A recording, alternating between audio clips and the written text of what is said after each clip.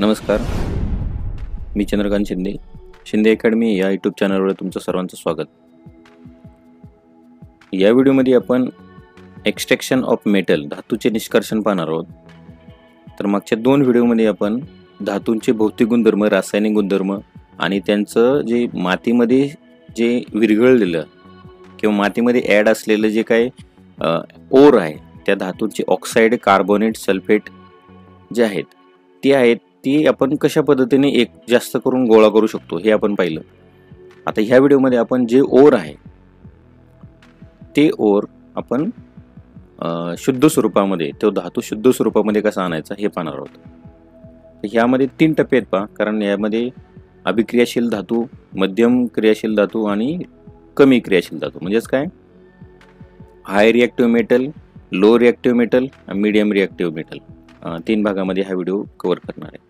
तर पहिल्यांदा आपण पाहू पहा, जे हायली रिॲक्टिव्ह मेटल जे आहेत त्यांच्याबद्दल आपण माहिती घेऊ. तर हे कोणते आहेत पहा, potassium, sodium, lithium, calcium, magnesium.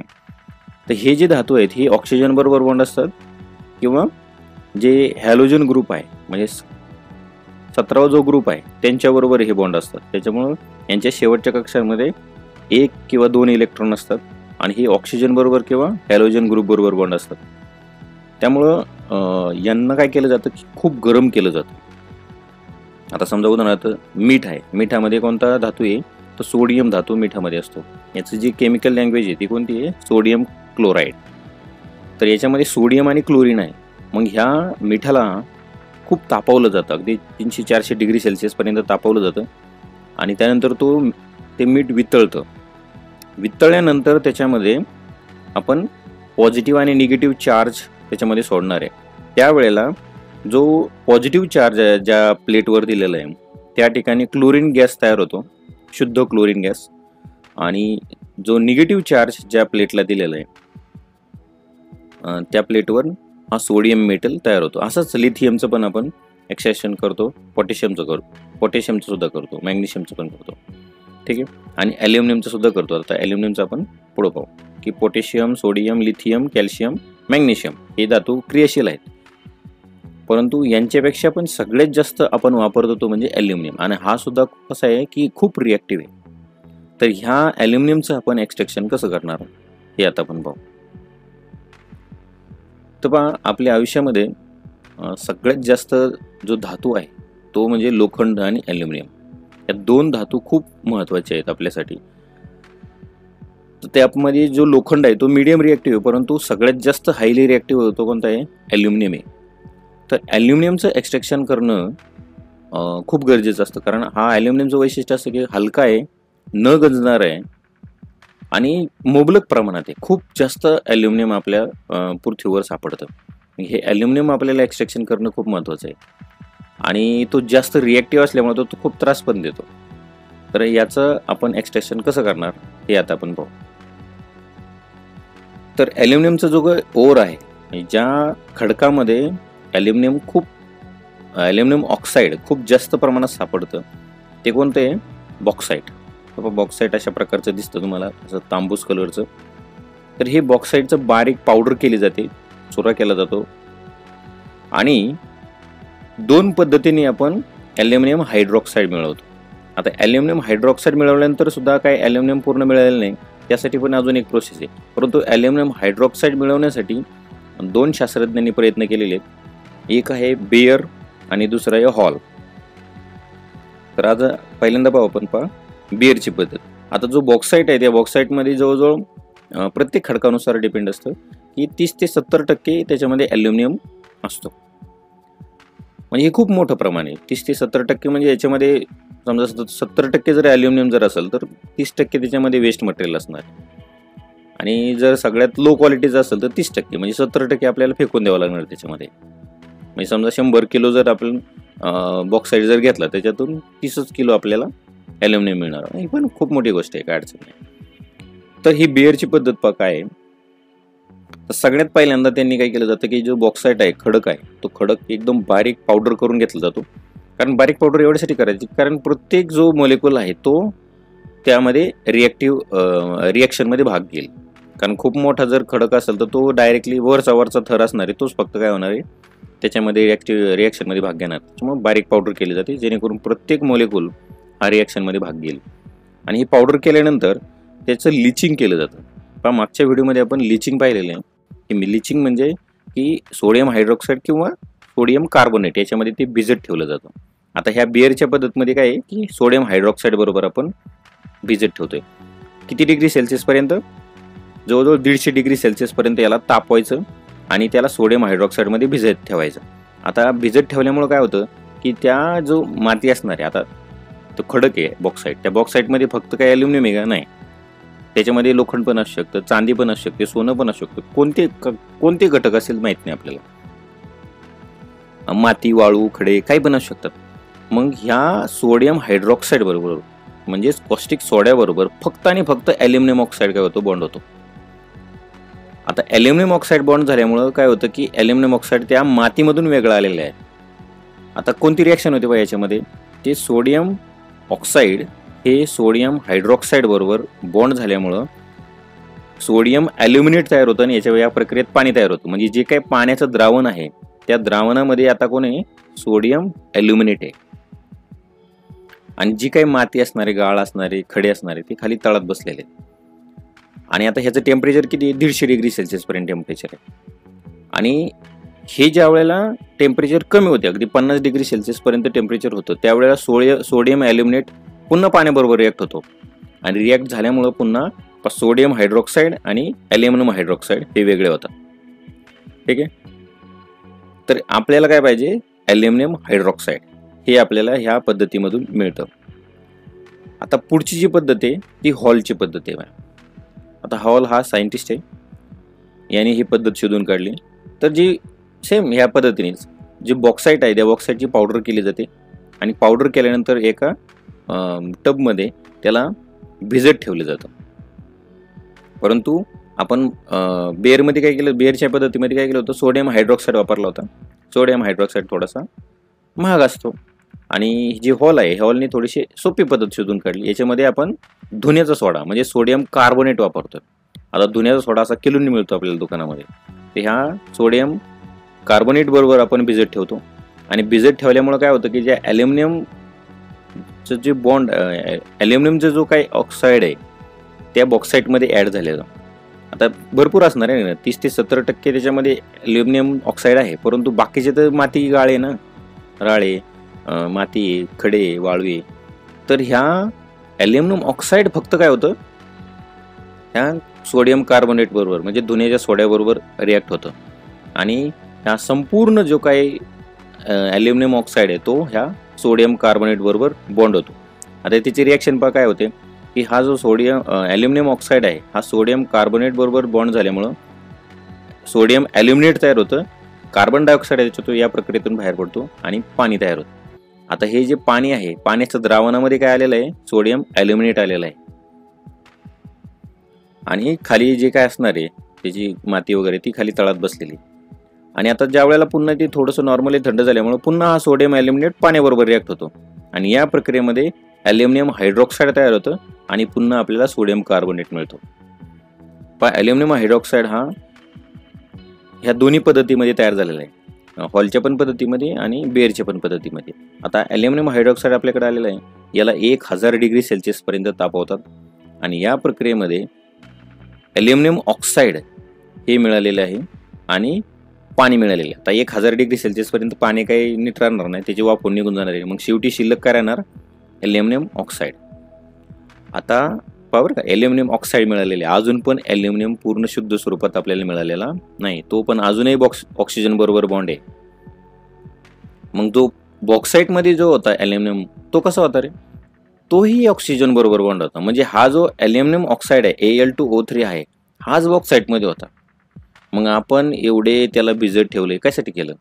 कारण तो वेगवेगळ्या भागात होता. कारण एक ॲल्युमिनियम ऑक्साईडचे एक मोलेक्युल होता. आपल्याला एक मोलेक्युल शोधणं सोपं आहे का? नाही. त्यामुळं आपण ते एकत्र आणले, त्याचं कॉन्सन्ट्रेशन केलं आणि आता जो आपल्याला मिळालेला आहे हा 100% ॲल्युमिनियम ऑक्साईड आहे. कारण बॉक्साईटमध्ये किती होता? 30 ते 70% होता, बाकीची माती होती. आता ह्या एक मोलेक्युल आपल्याला शोधणं, गोळा करणं सोपं आहे का? नाही. मग आपण ह्या हॉलच्या आणि बेअरच्या पद्धतीने आपण काय केलं, ॲल्युमिनियम ऑक्साईड फक्त मिळवलेला आहे एकत्र. आता जे आपल्याकडे आलेला आहे तो 100% ॲल्युमिनियम ऑक्साईड आहे. आता जो ॲल्युमिनियम ऑक्साईड जो आहे, या ॲल्युमिनियम ऑक्साईडमध्ये काय केलं जातं की फेल्डस्पार आणि क्रायोलाइट टाकलं जातं. कारण जर समजा ॲल्युमिनियम ऑक्साईडला तुम्हाला जर वितळायचं असेल तर 2000 डिग्री सेल्सिअस टेम्परेचर लागतं, आणि याच्यामध्ये जर समजा तुम्ही फेल्डस्पार किंवा क्रायोलाइट जर टाकलं तर 1000 डिग्री सेल्सिअसपर्यंत याचं मेल्टिंग पॉईंट कमी होतो. ठीक आहे. म्हणजे जर समजा तुमच्याकडे जर नसेल फेल्डस्पार आणि क्रायोलाइट तर तुम्हाला 2000 डिग्री सेल्सिअस दिल्यानंतर हा ॲल्युमिनियम ऑक्साईड वितळणार. मग तुम्ही जर त्याच्यामध्ये जर टाकलं तर याचं 1000 डिग्री सेल्सिअसला ते वितळतं. आता एक टँक आहे बा, एक मेटलची टँक आहे, म्हणजे स्टीलची टँक असते, आणि त्याच्या आतल्या साईडने एक अजून ग्राफाईटची टँक असते. अशा 2 टँक असतात, म्हणजे एकात एक मिक्स झालेल्या, ग्राफाईटची आणि बाहेरच्या साईडनी लोखंडाची. आता लोखंडाची कशासाठी, आधार देण्यासाठी. आणि आतमध्ये जो ग्राफाईट आहे, ग्राफाईट हा गुड कंडक्टर आहे, आणि ग्राफाईटचं वैशिष्ट्य असं आहे की जवळजवळ 3000 डिग्री सेल्सिअसपर्यंत याला काय होत नाही, कोणाला, ग्राफाईटला. आणि आपण त्या फक्त 1000 डिग्री सेल्सिअसपर्यंत याला तापवणार आहे. आणि मग ज्या वेळेला हा ॲल्युमिनियम 1000 डिग्री सेल्सिअसला वितळणार आहे, त्यावेळेला ह्या ग्राफाईटच्या जी टँक असणार आहे आतल्या साईडची, त्याला आपण निगेटिव्ह चार्ज देतो, कारण ग्राफाईटमधून इलेक्ट्रिसिटी वाहते, आणि वरून पुन्हा ग्राफाईटचेच कांड्या त्याच्यामध्ये टाकल्या जातात, त्यावेळेला आपण पॉझिटिव्ह चार्ज देतो.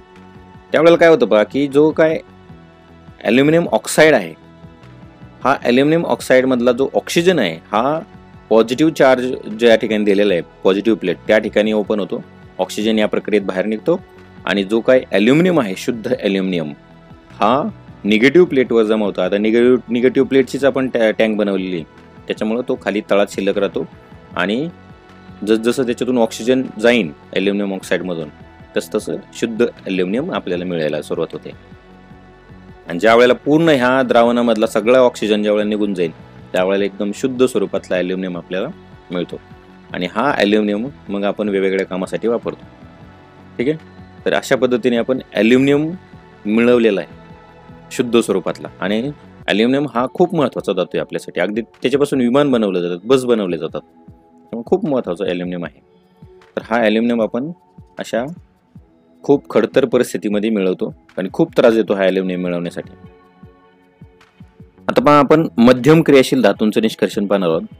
आता हे मध्यम कोणते आहेत पहा, तर फेरस म्हणजेच लोखंड, झिंक आणि पारा.